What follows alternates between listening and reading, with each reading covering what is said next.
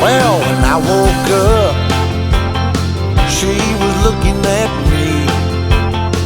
She told me I've been cheating on her in her dream. Lord, it wasn't a thing I could do or say to change her mind any way.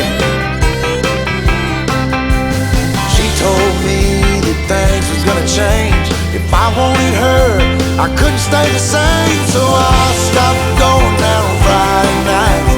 I stopped drinking with the boys. Yeah, everything she asked I left in the past, just to try to bring her joy. For the record, it can't be understated, all I've been domesticated. She told me to top off her Jeep, the one I bought her when I sold my old GT.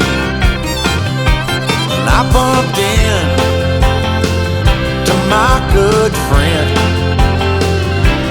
and he asked me where the hell had I been. So I told him what she told me. If I didn't change, she was gonna leave. So I stopped going out on Friday nights. I stopped drinking with the boys. Everything she asked I left in the past, just to try to bring her joy. For the record, it can't be understated, I'm domesticated.